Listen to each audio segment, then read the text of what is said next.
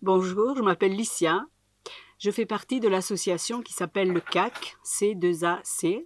C'est une association culturelle qui regroupe 12 sections, dont le chant, de la danse, de l'art floral, de la peinture sur soie, du djembé, du piano, j'en oublie sûrement.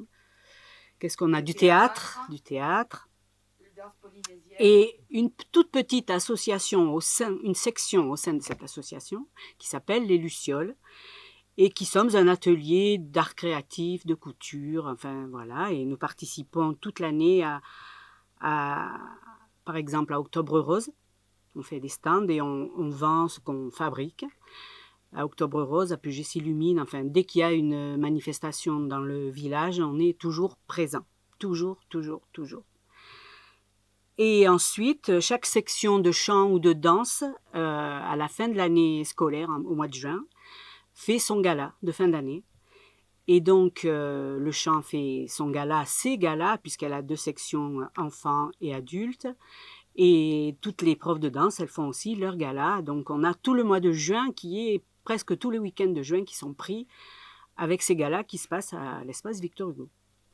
Voilà. Et donc, on est toujours prêt à rendre service et à être présent partout. Et donc là, en cette occasion de confinement et de virus, eh ben, nous sommes là à faire des masques. Nous avons eu une autorisation spéciale, Joëlle, la présidente, et moi, la vice-présidente, pour venir à l'atelier fabriquer ces masques, voilà, que nous redistribuons à des couturières qui ont une machine à la maison et qui peuvent travailler elles aussi. Voilà. Bonjour, je m'appelle Joëlle, je suis présidente du CAC qui vient de vous être présentée par Licia. Au sein de cette association, comme elle vous l'a dit, on a 11 ou 12 activités. Et en cette période d'épidémie de coronavirus, nous avons été contactés par le CCAS dans un premier temps de Puget pour fabriquer des masques parce que tous les EHPAD en manquaient. Il y avait énormément de gens qui travaillaient à domicile, les infirmières libérales, etc., qui n'étaient pas outillées du tout. Et donc, on s'est joint à eux pour leur fabriquer à peu près 300 masques. Pendant ce temps-là, nous avons eu des demandes de bouche à oreille, ça c'est su, qu'on fabriquait des masques. Et donc, nous avons livré là, hier, 75 masques à la DAPI de Puget. Et nous attendons une commande d'une maison de retraite de Roquebrune.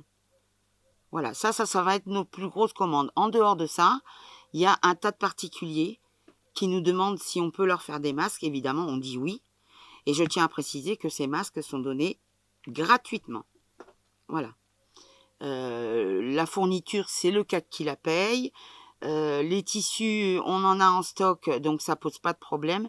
Tout le reste, le molleton qu'on a eu à acheter, les élastiques, etc., c'est l'association qui avance les fonds et qui sont des fonds perdus, bien entendu, puisque on ne demande absolument rien en échange de la livraison de nos masques.